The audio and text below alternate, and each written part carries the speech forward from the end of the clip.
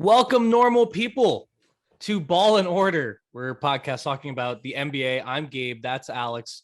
Follow us on TikTok. Subscribe to the newsletter. All that good stuff. Thanks for joining us after a lengthy break here on the podcast. I believe the last thing we talked about was how bad the Russell Westbrook in LA experiment was going at the beginning of the season. Update. It's going worse. It kept going poorly. It kept going very poorly. And the Wizards didn't stick around as being a good team. But now we're back to talk all things free agency, Alex. And my question to you is, are you a normal person making the world go round? Or, Alex, are you those who dare to be different and are leading us into tomorrow? Well, I'm going to pick up my player option for the contract I already agreed to, which makes me different and leading us into the world of tomorrow by Kyrie's logic. I think if you make the single best financial move for yourself on a daily basis, you are a person who's daring to lead us into tomorrow, or daring to be different and leading us into tomorrow. I said this to you before, but I mean, it is pretty awesome to get the person to just tweet out your tweet for you. He got a chance to tweet it out for him. No, and so that we're obviously talking about Kyrie coming back to Brooklyn on his player option. Oh, did you see the thing that I put in the show sheet that his stepmom's his agent? Mm-hmm. I'm sure that really helped, suss out the best deals that were available for him on the open market. Someone with a lot of experience being an agent. For all I know, she's great at what she does. I don't know. But I don't know if somehow I doubt that his stepmom is the best and most qualified person to be his agent, but what do I know? I mean, she I don't think she did a great job here, to be honest. She just put out a lot of press releases. She put out a lot of press releases about how he wasn't going to pick up the player option to get a lot of attention and then ultimately do nothing, which seems to be the Kyrie story. So maybe she is like his perfect agent. She's perfect for him. How about that? Yeah, is she his? I don't know if this person, she's the VP of ad sales at B. She was the B. No, this must be a different person. No, she had some. She has a job, corporate-ish job, but not being a sports agent. It's a vice president of ad sales. If anything, not a business job. It's a relationships job. So this is interesting. Actually, this makes a lot more sense now. His agent is and/or was the vice president of ad sales for BET. Did you know that she also oversaw him losing his Nike sponsorship? So that's something. Oh, is that done? Did that happen? Yeah, they did not renew him. Great stuff. Great stuff going on. I think that might be part of why he's taking his player option. Yeah, I mean, who could have seen him taking the absolute most money that he could possibly get? Because there's not. I mean, because no one else wants to be in the Kyrie Irving business. Well, it's like not only did no one want to trade for you and pay you a max, that was not going to happen. Secondly, you weren't going to give up $31 million. You're not going to give up $31 million to go play for the Lakers. Well, also even if he did that, there's no way for him to get back to his current salary number easily because of just the quirks of the salary cap. I think maybe if they could have paid him next year, he might have done it. Yeah. But they can't, so it's a moot point. No, I think it's silly to think he was going to go. And if the only people who want to give you a max contract are the most desperate, moribund franchise in the league right now, that doesn't say a lot for your prospects.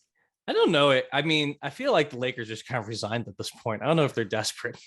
If you're willing to try to employ Kyrie Irving, I think that's number one sign of desperation. That's why the Nets are having him back. They don't have any other choices. They have no other options. They have no other options. No, Nets have no other options. No, I mean, I think I would take if the choices were Kyrie Irving or Russell Westbrook, I'd take Kyrie Irving. What if the choice was Kyrie Irving and Russell Westbrook? No, out. Hard pass. I guess that was their choice. But I think Kevin Durant actually kind of played this well by doing very little. He really resisted his natural urge to just post through it. to just tweet about everything that was happening to him. No, I think he kind of played this well. He was publicly on Kyrie's side, but clearly what he wanted was just for Kyrie to take the fucking player option. Shut up. That's ultimately what happened. Yeah, I guess that's what he wanted. I think so. He didn't want I to. think he would have loved if there were some option for Kyrie to get traded for a more reliable good player. Well, yeah, but that wasn't an option. Just no one was going to willingly do that. I guess this is like it's like he's on hole 18 and birdied it, but after like shooting 100 on the first 19. he ended up with the right thing. I think he got what he wanted. I think that's good for the Nets. It's like, but you still hitched your wagon for the end of your prime to Kyrie Irving, so have fun with that. I think they'll both be gone next year, and they'll just be. And if they win a title, they'll be back, but I don't think they're going to win a title. So I think they'll both be gone next year. Yeah, I mean, maybe Durant won't be. I don't know. Hey, remember Ben Simmons is on their team? Yeah, do you know? The guy who likes playing basketball even less than Kyrie. Possibly the only guy. I think Ben likes playing basketball probably more. Ben only made the decision he made to not play in Philadelphia. And then he got traded and didn't play a game. Well, that's because I think he did have back issues. He got surgery. You don't get surgery if there's nothing wrong. Yeah, but he got surgery like at the end of this. I don't know. Who knows? I don't want to think about the Nets. Moving on. We have the most important news of the day. The Wizards have made a trade. Monty Morris and Will Barton going to Washington. Kentavious Caldwell-Pope, Ish Smith going to Denver.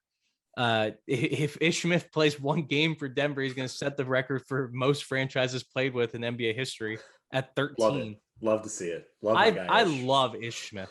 I love Ish Smith.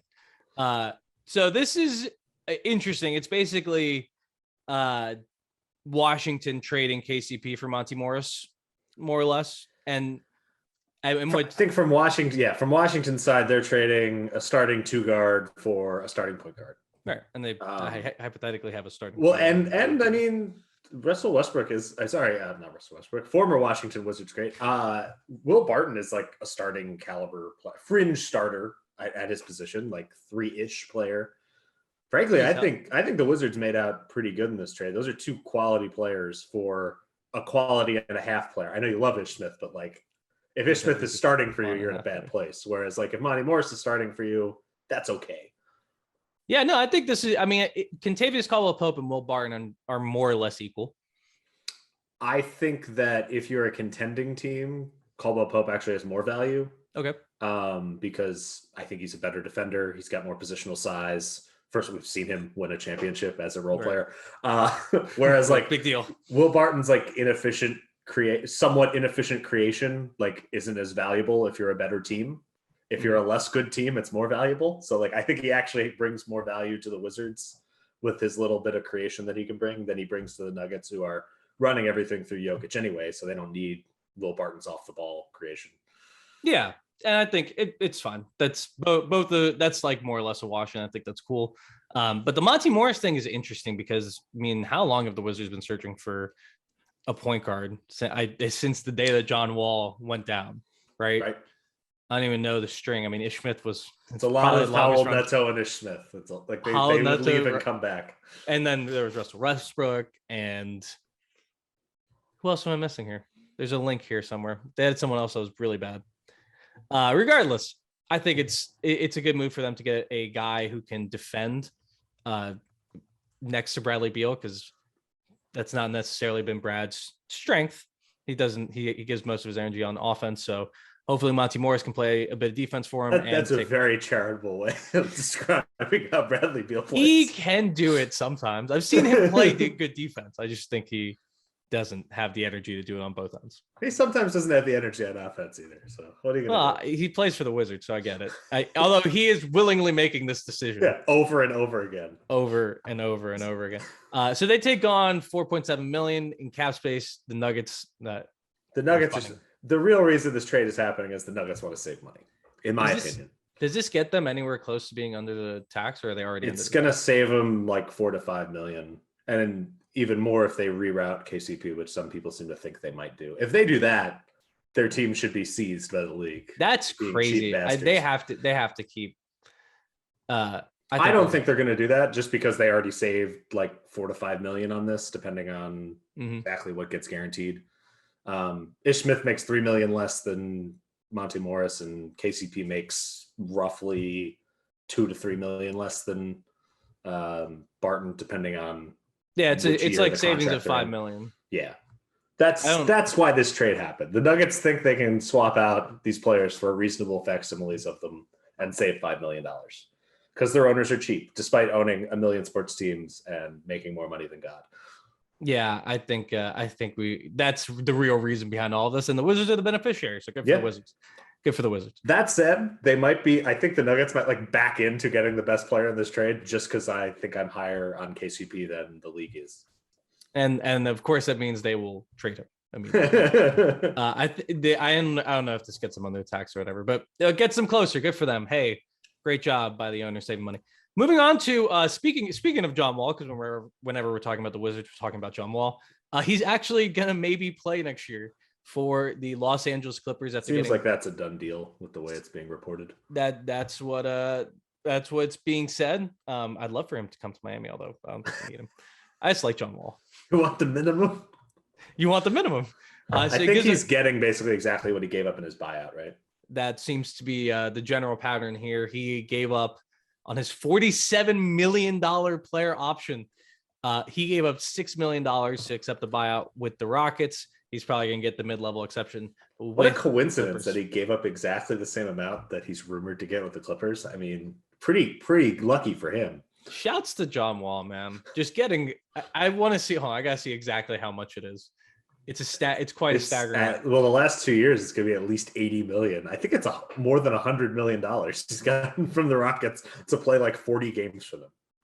Did he even play 40 games? I thought he only played 20. The first season he got traded there, he played a fair number of games. So, he's got 40 million on his deal this year. So, yeah, with the Rockets. So in 2019, he did not play, right? 2019, 2020. Yeah, it was the first year of the extension. So on this extension, since he's been injured, 38 million, almost 39 million, 44 million. And then he's going to get the 40 million this year from the Rockets and make up the rest with the Clippers. Elite bag securing. Just incredible stuff, man. $83 million from the Rockets to not play. They asked him not to play because, in fairness to him, because he improved their chances of winning. Yeah, he was playing too good, which is kind of a compliment. I think for all the jokes about like his contract and stuff, like I think John Wall is like a reasonably good point guard still when he's healthy. Oh yeah.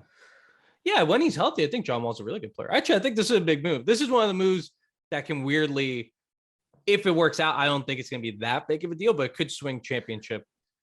It will help the Clippers, but like obviously, like their title chances are just going to come down to whether Kawhi and Paul George can ever stay on the court together.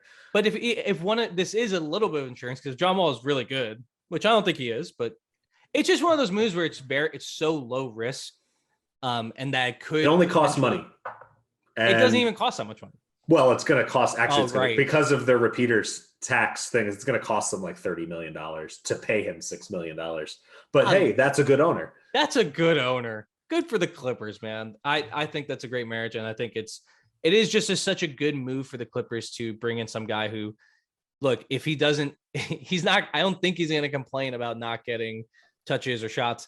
I don't think so. I think he just wants to play. I'm a little dubious of having him and Reggie Jackson like competing for the point guard thing. Two guys who have very high opinions of themselves and are also flawed players. Right. I hope what ends up happening is John Wall just outplays Reggie Jackson, then they can move on. Although Reggie will be upset because he was getting outplayed by Russell Westbrook in Oklahoma City. I suspect that will be what happens, but who knows? Hey, like you said, it only costs money, and it's not our money. And any fan of the Clippers, if they exist, should be happy that this money's being spent. I appreciate it for the Clippers, and I think it's good for John Wall. Good for him. I'm glad to see him back. Let's keep moving along here with the news. New York clearing cap space for Jalen Brunson. Seems like it's a done deal. Also seems like it's a done deal, although we'll see. I mean, there's reports from the same people reporting that is a done deal, that Jalen Brunson's going to go to New York, that he was coming back to Dallas at the end of the season. But it seems like the thing is now that Dallas just won't match New York's offer, which is $30 million a year. Yeah, it's a lot of money. But hold on. Let's get to the move where they're clearing the cap space first. Okay. Nerlens Noel and Alec Burks are going to Detroit with Detroit's 2023 second round pick, which should be pretty juicy. So they get back their own pick, which is going to be a good pick. I don't know what Detroit sent back to New York. I think it was like 2 phony seconds. I think they probably sent draft rights. They don't have to because they have cap space still. Like they can absorb them into. Right. They have to send something back, but I don't think they sent back anything real. I know there's also a Miami top 55 protected pick. Oh, so that's it. That was going from New York to Detroit. Okay, a fake pick. A fake pick. Yeah. I think the other 2 picks are also fake picks. Yeah. Right. Doesn't matter. It doesn't matter. Detroit didn't give anything up. That's right. And they get 2 players who I don't know if Nerlens Noel could still play. Alec Burks can still play, and they may be able to play. I think they'll both get bought out or waived. Is the talk? Oh, really? I thought they would be able to keep Burks and play him. They certainly could. I don't think they'll keep Noel just because they have so many bigs now. Yeah. Especially if they keep Olynyk. And then Burks, I imagine, I could be wrong. I imagine probably wants to end up on a contending team. He's not going to have a ton of opportunities at guard here. Like they have a fair number of guards they want to give time to. And I think he's projected to come back like partway through the year. I don't know. I would expect that they both leave, but I could be wrong. So it's a nothing for nothing trade. Way to go, New York. Well, Detroit picked up some picks to, save New York some money. And to look better, like say, hey, look at all the picks we got. We almost have as many picks as OKC. Basically, though, New York has traded 1 first for 4 seconds, then packaged 6 seconds in 2 trades to get off of $30 million in cap space. I think that's pretty good. They also turned the 11 into 3 other first-round picks, which are like probably not great picks, but I think that's good business. Like, especially if you think you might be making trades in the future, having more picks is more valuable than this year's 11th pick once he's taken. Like once the new cart's driven off the lot, that pick loses a lot of value.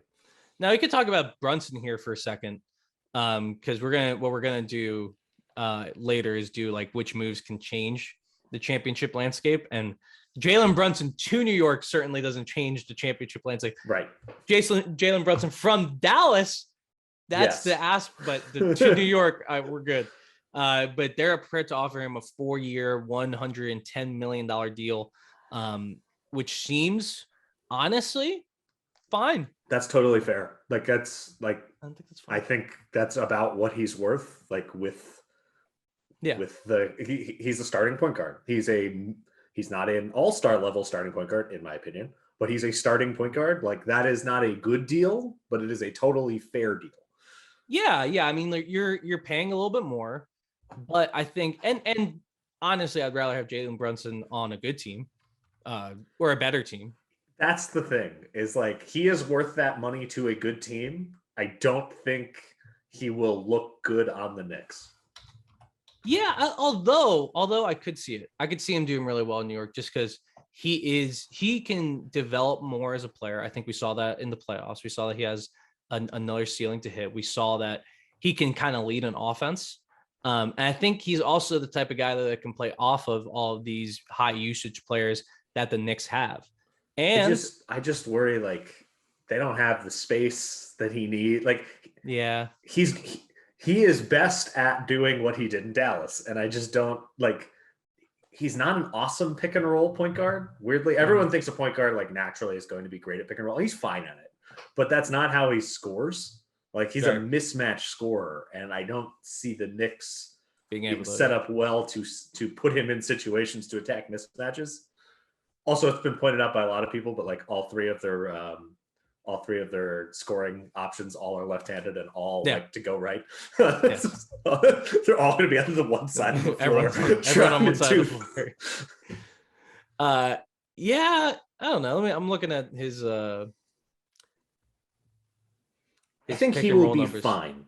You know what I mean? He was good. I mean, according to Synergy, he was pretty good in the pick and roll. 96 percentile points per possession.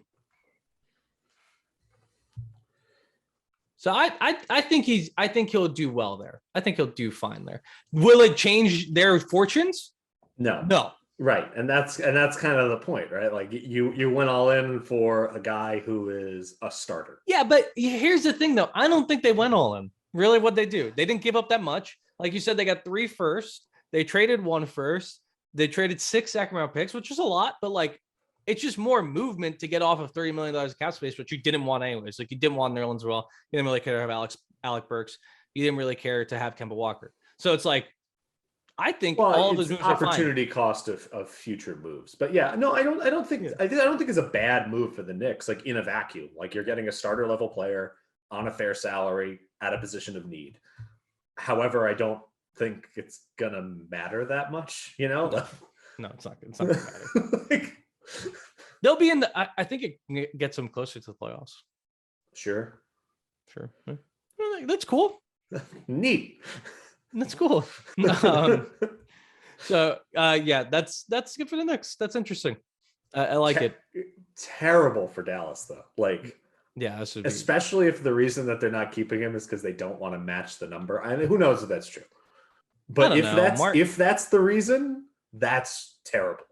Cuban, I mean, he's been willing to spend money. I don't think that'd be the only issue with that. It's just, but like, if that is the only reason, like if it's like, oh, I would come back if you give me the same number the Knicks are giving me, or even a little more, then you got to do that. Like, if only to preserve the salary slot, because you have no other way to replace this player for this year, and you are good enough that you are in the championship window, even if you're like 5th or 6th in the window.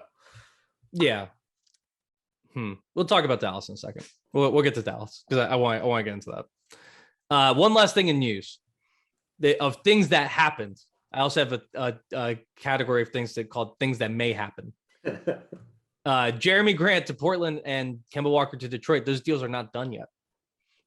I think technically the one we just discussed with Noel and Burks isn't done yet either. Oh, is it? It's not done yet? Oh, it's like agreed to, but not consummated.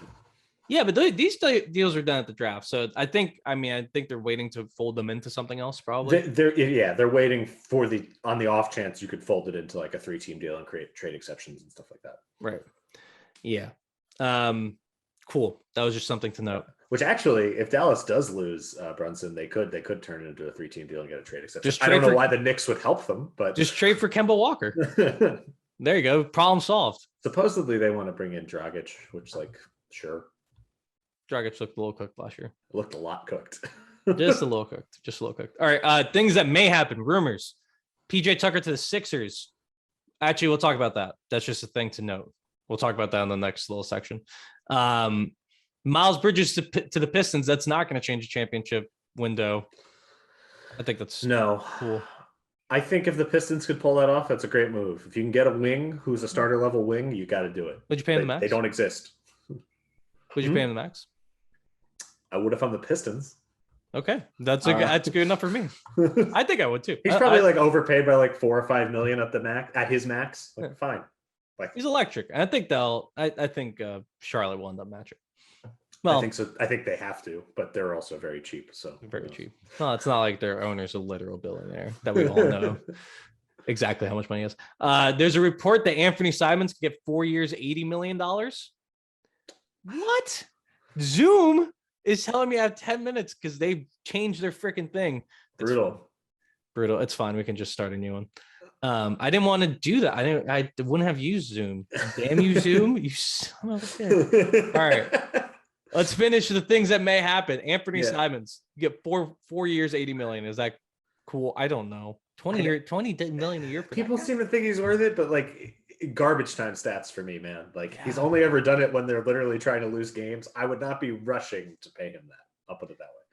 I think that's weird. Although if he wants that as a restricted free agent, I would say go get an offer and we'll match it. I don't know who's going to give him that. Like who has Exactly. Like, why are you paying this man? There's no market for him. Well, especially when you could get DeAndre Ayton. Like, right. I'll put it to you this way. Would you rather have Colin Sexton or Anthony Simons? Colin Sexton. Right. Colin Sexton. Not even a question. All right. Yeah, I think it's weird. He is 23 though, so I guess people are excited. Who even has the cap? I guess it's the Pistons. A bad team though. I mean, like, I guess that's why he's hot now is because he's young and bad teams have money and they don't care. if he can't win right I now. guess like if the Spurs make moves, they could like offer him money. I don't see where that offer from anyone else is coming from. Go over under. Do you think he's gonna get that or not? I think he's gonna get that because they have really? the money to spend, and Portland likes their own guys more than they like anyone else. They're one of those teams, right? They pay their guys. Oof. I'm gonna go under though. I'm gonna go under. Okay, one more thing. Victor Oladipo is allegedly leaving the Miami Heat. He's getting interest from Washington, Denver, and Detroit.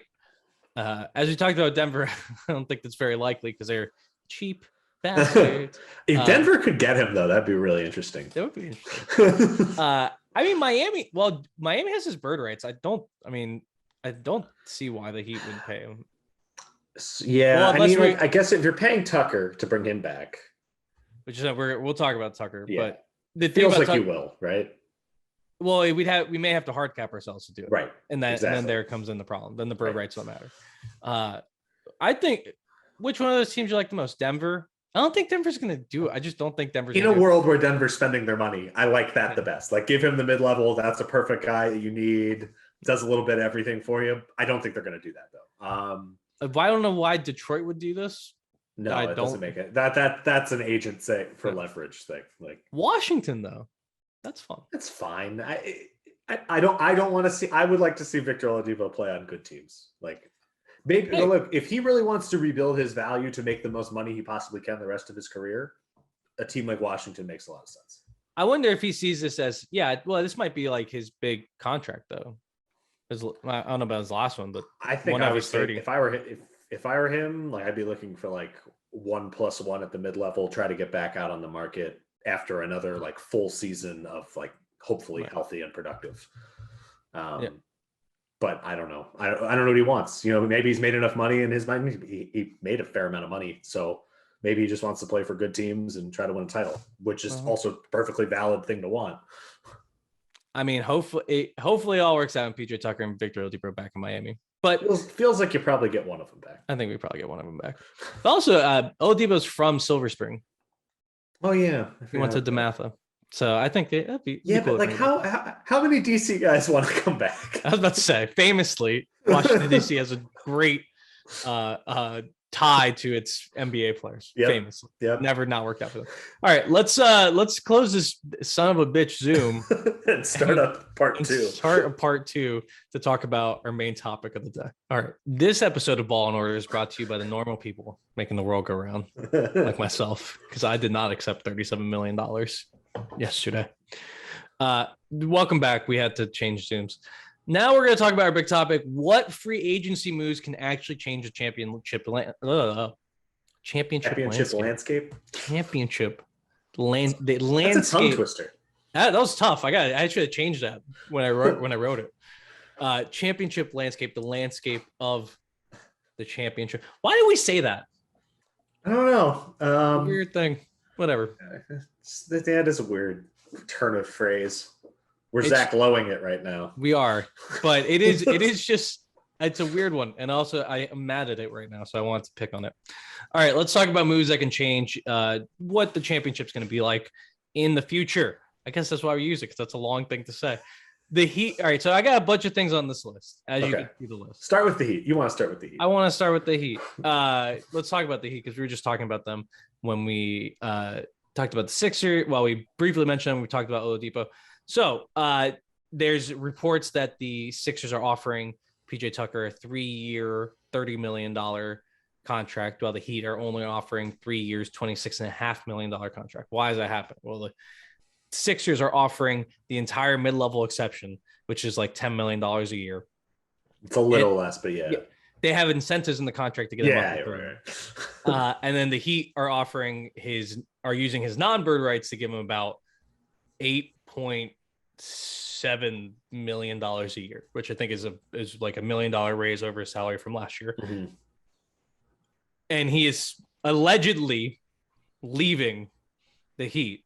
This is all from reporters that don't report on the Heat that much, so I don't really trust them. Seems like the Heat are gonna match that Philly deal. So as we mentioned, I think in the last Zoom, I don't remember, but if the Heat use their mid-level exception, because they can do that, to give PJ Tucker all that money, they would hit the hard cap, and then that would not allow them to keep someone like Victor Oladipo. It may force them to trade like a Duncan Robinson. It makes your whole year more difficult, right? Yes. Because you have to stay under the hard cap. Whereas most things in the NBA, like you have more flexibility. So this would suck because PJ Tucker, I mean, not only was he an integral part of what the Heat did last year in terms of on the court, he's just like the most Heat guy you could possibly find. Mm-hmm. His shooting was so much better in Miami last year. You even let him do things off the ball, with the ball in his hands. He did a ton for Miami. I think, honestly, he had a little bit too much responsibility at times, and it cost the Heat. And I think it was fine. Your half-court offense is shitty enough. You should just keep people happy. Well, I don't know if that made him happy, though, because he's leaving for a very tiny, in the grand scheme of things, raise. It's like... It feels like leverage to me, I'll be honest. Like, yeah, probably. But if you're the Heat, how, like, I don't know how you even approach this. Like, do you just tell them, hey, look, the team's going to be worse if you do this to us? Like, this is literally what's going to happen. We're going to have to murder Duncan Robinson. You want to just bring Duncan Robinson? Want that to happen? Bring Duncan Robinson into the sad eyes. Do you want us to kill him? Because that's what we're going to have to do. We're going to send them to Detroit. You want to send Duncan to Detroit, PJ, over $500,000 over 3 years? Really? I mean, from PJ's perspective, get every dollar. It's your last contract, right? He's 37. He's never going to get another contract. So I get it. Get every dollar. And it's not like he's made a ton of money ever. I mean, like by normal people standards he has, but not by basketball player standards. But should the by normal people standards matter just a little bit here? It should, but I also get like, you've been an important part of title contending teams. You've won a fucking championship with the Bucks. Like, it's weird that no one ever wants to pay this guy, despite everyone agreeing like he is a championship level starter. I think the Heat are willing to pay him. I think ultimately you will. He's made $56 million, man. Yeah, but that's like nothing. That's a lot of money. It's a lot of money for real. How much shoes you could buy with $56 million? Yeah, but like because PJ Tucker knows exactly how much shoes you could buy with Duncan Robinson's one contract is worth more than all the money that PJ Tucker's ever made. And this would be I mean he got $7 million last year, which is fine. It's just like it is. If he leaves, it's a disaster for you guys. You have no way to replace what he does. Well, it's funny you mentioned that because I saw a thing on our NBA. Yeah. It was from I think it was a report from Ira Winderman. Do you want to guess the two names that the Heat are targeting if PJ Tucker leaves? Semi Ojeleye. No, but damn close. Honestly, kind of similar career paths from both these guys in Semi Ojeleye. At least where Semi Ojeleye. Just tell me. That's who the Bucks replaced him with. So I thought it'd be really funny if you guys tried it too. We're targeting Jay Crowder and TJ Warren. You can't get those guys. Yeah, we can. Jay Crowder, why? How? With what? Duncan Robinson or someone. I don't know. But they're free. Like, why? Like, Jay Crowder's is under contract for 1 year. Right. I don't. Why would the Suns trade him? I don't know. Maybe they want to change him. And then TJ Warren's a free agent. Maybe you get him on like a make good deal. But yeah, I don't want that though. I think ultimately the Heat know how big of a disaster it would be if they let PJ Tucker go. Yeah. So I think they're just gonna end up paying him. You have no other fours on the roster other than whichever Morris brother you have. I don't remember which Morris brother we have. I think we have Markieff. And you drafted, you have Markieff. And then you have Jovic, who you just drafted. That's it. He might be good though. He might be good, man, but like you need some defense. He's 19. He's 19. I don't know. It may. I mean, if he's any good, I think he's going to play a lot.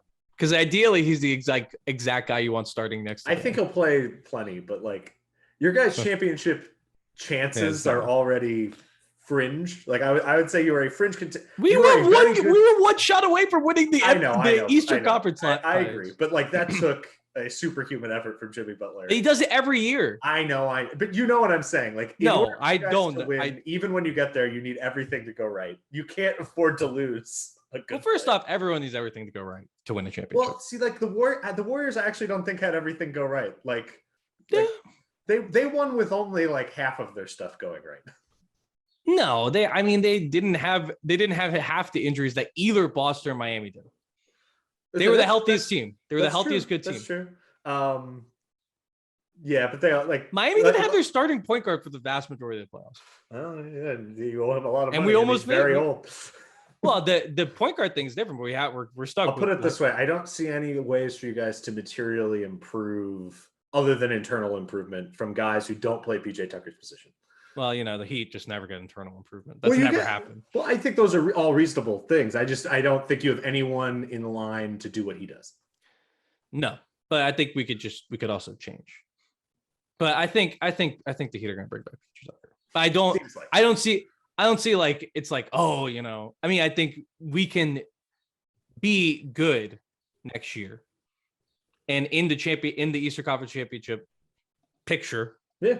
At the very least, even if he loses. I don't think that's I think that's something that I think that's probably true. I don't know. I don't think they'll be as good, but they wouldn't be as good. And you certainly wouldn't be as good against the Bucks, who you didn't have to play this year. And you certainly wouldn't be as good against, I don't know, teams.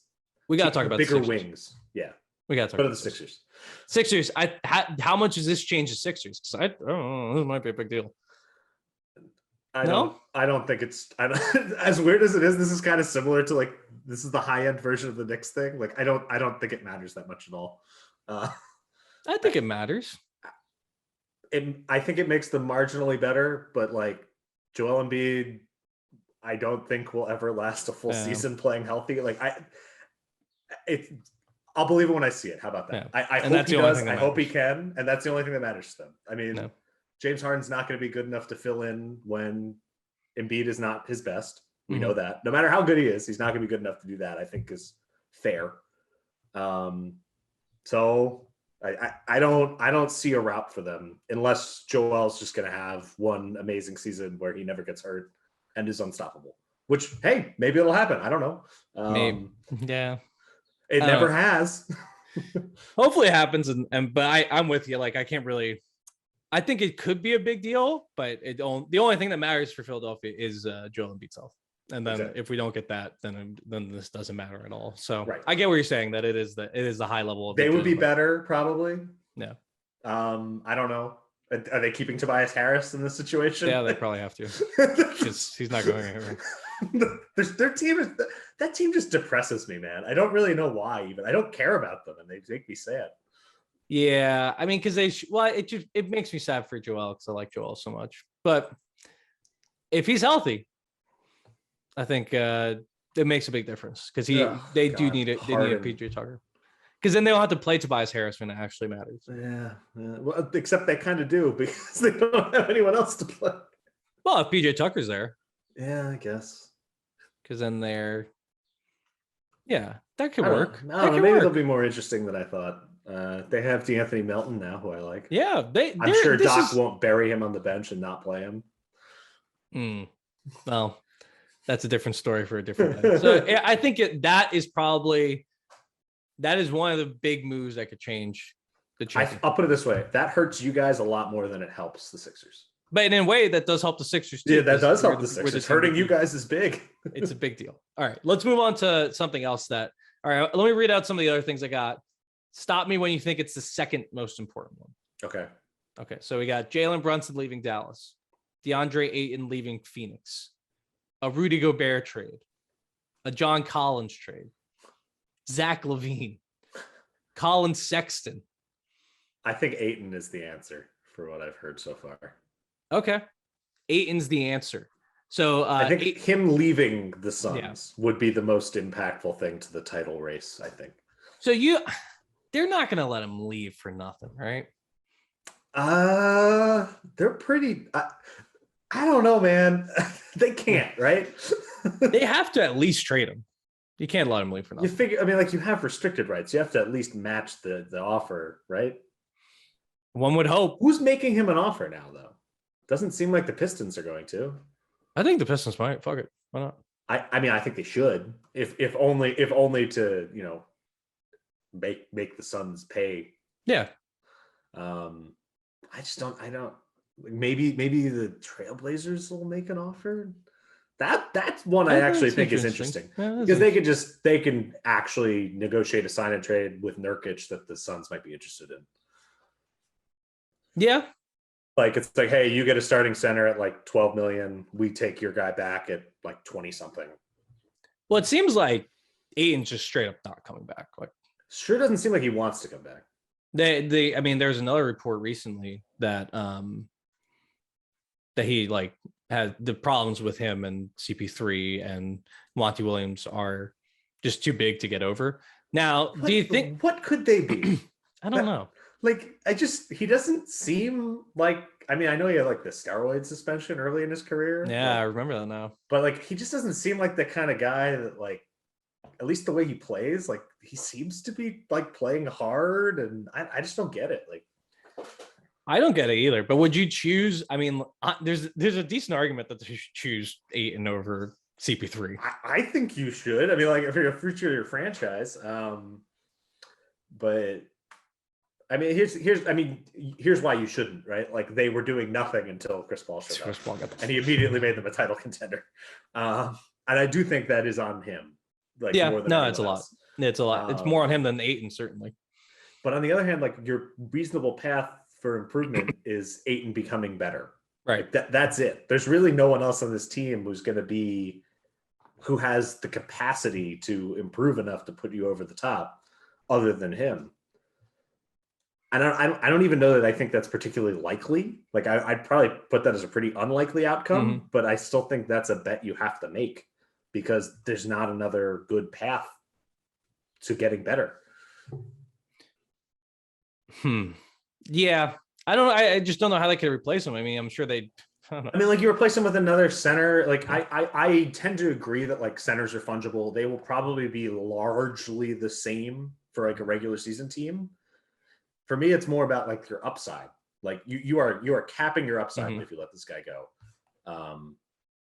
Even though like I think Ayton's like probably not the best. Like I think he's very good, but I also like not sure I want to be in the DeAndre Ayton business. But like they drafted him number 1 overall. This is the consequence of that decision. He is a good player. You kind of just have to pay him.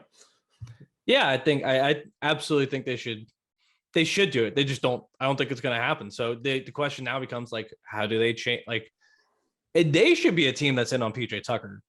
Frankly, if they're gonna, I don't know, they probably have their mid-level, right? Or is that still? Well, here's the other thing, right? Like, what's up with their ownership situation right now? Oh, right. They have. I think it's probably fine. The worst owner in the league. Oh well, yeah. From a standpoint of he sucks, yes. And he's cheap as hell. And he's cheap as hell. And we don't know what's up with the investigation and whatnot. Like he had to step down from his private company that isn't the NBA. Yeah, but he's not. I don't think they're going to take this team away, to be honest. I don't think they are either. But like, if he's suspended, who's cashing those? Who's sending them checks? Right? Like, someone's sending them checks. Is someone going to be paying for them to go to the tax? No. Right. But he's unwilling to do that regardless. Seems like it.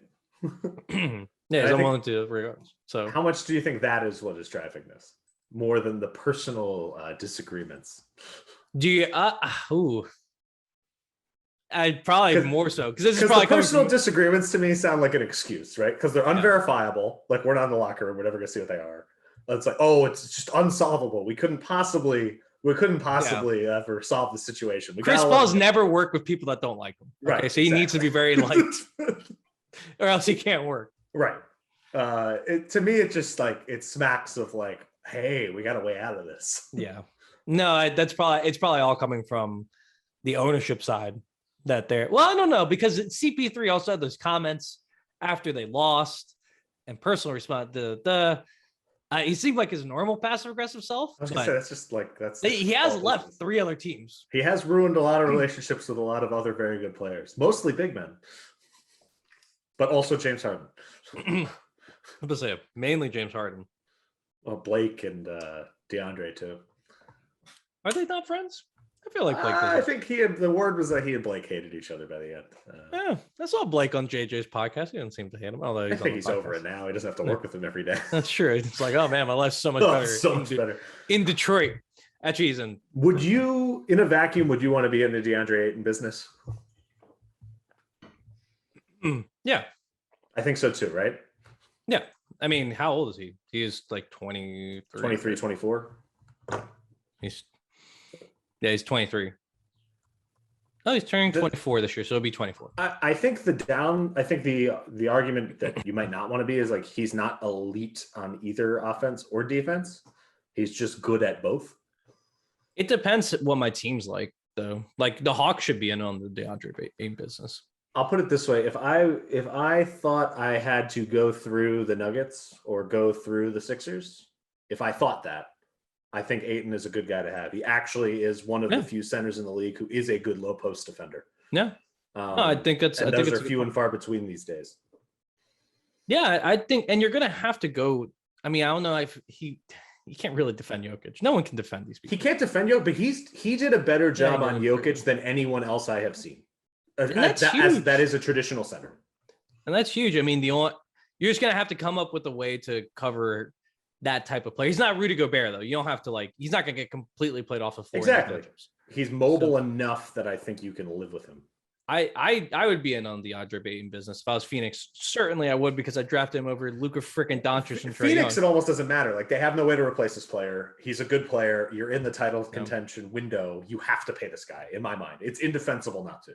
I agree. But we'll see. I don't think he's staying there. You make a prediction. He's not gonna stay there. I think he won't be there by, I don't know, man. It makes so little sense to them to let him leave that I can't. No. I think they don't make an offer to him, but they end up matching a deal. Interesting. Okay, I can see that. It would be so foolish to let him go. No, the Suns have never done anything foolish. That's the thing. You know what? No, I'm going to say he's gone. They're done. I think he's gone. They screw things up. They do. All right. Moving on. We got time for one more of these. Cool. So I could go through the list. We got Brunson, Gobert, Collins, Levine, Sexton, Porter Jr., Lamau, Kevon Looney, Kevon Looney, leaving Golden State as well as on this list. Which one of these do you want to? I mean, we talked a little bit about Brunson. We could talk about from the Dallas perspective. Brunson hurts Dallas more than he helps the Knicks. Next, yeah. Although Dallas, though, I mean, like you said this, like they can. I don't think it hurts Dallas as much as like in the immediate as much as people think it might. Like if Hardaway comes back and can play, like Dinwiddie can step into the extra point guard role. They drafted this guy. They seem to like. I don't believe it. I never believe in rookies until I see them. Jaden Hardy. Oh, I have not. They seem to like him. I don't know. I've been doing like a little series on all these players and have not gotten there. So I'm guessing he's not as good as the players that got picked up ahead of him. Because I think that Dallas probably won't fall off as much as people think they will if they lose Brunson, but I still think it's an indefensible decision to let him go. Yeah, especially if it's just money. If it's just money. If he just wants to be in New York, there's nothing you can do about it, right? But Jaden Hardy is a second round pick going to. Did he get traded? I don't know who this person is. You throw me for a loop with this. They drafted Wendell Carter. They were not Wendell. They definitely didn't draft Wendell Carter. Wendell Moore Jr. of Duke. Okay. And they also got Jaden Hardy, but he's a second round pick. I'm sorry, he's not doing anything. I tend to agree, but he had a first round grade. Put it that way. Great value pick. The value pick is not helping you next year. I agree with you. But anyway, those other guys, do you think anyone really? I think the guy that I think is most likely to maybe move the championship window for somebody is TJ Warren. I'll be honest, like. No, I think like Gobert changes the if Gobert went to no. Gobert changes the regular season window for somebody. How many times do we have to watch Rudy Gobert fail to elevate a team in the playoffs before we're just like, maybe this isn't that important in the playoffs? One more time at the very least for me. I got one more. One more. Yeah, I think Gobert. I think Gobert could change. If he changes the regular season, it's going to change how we view the championship. Sure, he can bump somebody else down. Yeah. If he goes to like Atlanta, man, it makes Atlanta better. I kind of think Utah might just end up bringing those guys back, those miserable guys back. Like I think Utah's higher on all of their players than the rest of the league is. Right. Like I don't. They just don't seem to want to make a deal. Well, now they now have a coach who's the same age as their starting point guard. So that's going to go well. Yeah. Hey, maybe he's great. Who knows? The young coaches usually do well, I would say. I don't know. I have no idea. I've never have any clue of any coach. Yeah, it doesn't. I liked Ime because Ime was cool, and Ime is cool, and it worked out. Good for them. I also liked I like Wes Unseld Jr., but that didn't go quite as well. But that's not his fault. Yeah, it doesn't seem like it. Although one of his assistant coaches did try to fight someone. That's right. I think I think that was the Heat game. Oh. Which I get trying to fight a Heat fan. I can't wait to go to our annual Wizards game. I'm excited. I'm gonna try to get a credential. Hopefully, if they stay good for longer than 2 weeks this year, maybe I'll go to more games. No, I'm trying to get a credential. Fuck it, I'm down to go. I'm down to hang out the Wiz. All right. There's also John Collins. I think John Collins could change. If John Collins went to the Heat, now we're cooking gas. The rumor for I guess the one we should have mentioned it didn't is Dejounte Murray, because apparently he's on the block for he's not going anywhere. Apparently the deal is the proposed deal is like 3 first-round picks from Atlanta. Oh, well, they got the 3 first-round picks? They have them, yeah. Maybe. I may do that. No, right? I wouldn't. Because the whole point of having those 3 first-round picks is to get a guy like Dejounte Murray. I think that they might finally be rebuilding, not just half-assed rebuilding. But he's good enough. Just hang out. It feels like you wait for the deadline and trade him then, right? Yeah. You probably get more at the deadline. They're also they're not in a position, I think, to suck at the moment. I think they could suck pretty easily. They already aren't that good. They can suck real bad. You can play a lot of Zach Collins and Lonnie Walker. Oh, I forgot that they had Josh Richardson. Yep. They could suck pretty easily. They could suck pretty bad. I do like this guy, Jeremy Shohan. He's not like a star or anything. I just really like him. In 5 years. Everybody seems to like him. He's so fun. In fact, so cool. Too many people seem to like him. Yeah. I think it's kind of like I think it might just be around for a while. It might just be that he has a British accent. I think it's just he looks weird. People like everyone likes the guy Memphis drafted because he looks like a bowling ball. Yeah. No, he's a good defender. I think he has a lot upside on the end, which fits in with everyone else, which means they can suck. I don't know though. I'd rather keep Dejounte Murray. That's my hot take. They can. Well, his value is not a really good player. His value is not an all-star, but he's a really good player. I know he made an all-star game. He's not an all-star level player. I don't think his value is going to change much between now and the deadline. If anything, I think it goes up. But yeah, so if Dejounte Murray got traded, I don't think that really changes that much for me. That would make Atlanta much more interesting to me. Yeah. They're currently a team I'm not particularly interested in, but that would be such a talent infusion that I'd be talking myself into. I still don't think you're going to win a title with Trae Young as your best player. Yeah. But if you add a lot of other talented players, you're going to start talking me into it. Well, and they would probably keep John Collins in that trade. I think that'd be a good thing for them. I think seriously though, if a good team can add TJ Warren for cheap, I think that is probably the most impactful free agency signing. I just don't. I don't think position of value, man. But TJ Warren is not that good. He had 2 good weeks. One time. Correct. No, he was pretty good for the Pacers that year before he got hurt. Now, he might just never play again. To me, it's less how good he is. It's more that if you can get a cadre of wings who can play and stay on the floor, that is the most valuable thing you could have in the NBA. Right. If you have 3 wings who can stay on the floor through the playoffs, that is so valuable. Yeah, I don't think he's gonna be able to stay on the floor. I tend to think he won't stay on the floor because of health, not because of ability. Yes, exactly. But maybe say he goes to the Bucks, right, for their mid-level. That would be huge. That'd be huge. That's exactly what they need. And then he doesn't play. And then he's not gonna play. I would not be hitching my entire wagon to that. But TJ Warren's up there. So I think here we go. Tucker moving again. That would be huge. I think that was one of the biggest moves last year. Yeah. And I think it's again going to be the biggest move this year. I know I think they clearly would have beaten the Celtics if they had Middleton. Put it that way. Yeah. I think they would have beaten the Celtics if they had Tucker and Middleton was still hurt. They only needed one more game. You could have talked me into it. Although his shooting wasn't quite as good in Milwaukee. It wasn't. But just having another quality player. They had 4 players. So they we got Tucker 1, Ayton 2, Brunson 3, I guess. Only because of the negative impact on the Only Mavericks? the negative impact, yes. Right. Okay. Sure. I guess Kevon Looney would be 4 for me. Probably ahead of Gobert or TJ Warren. Yeah, it just feels like he's going to stay. Yeah. Like, I think he's worth more to the Warriors than he is to anyone else. Colin Sexton, so hopefully he's going to stay in Cleveland. Seems like it. It doesn't. Frankly, it seems like they might get him on a pretty good deal. It doesn't seem like anyone wants to pay him.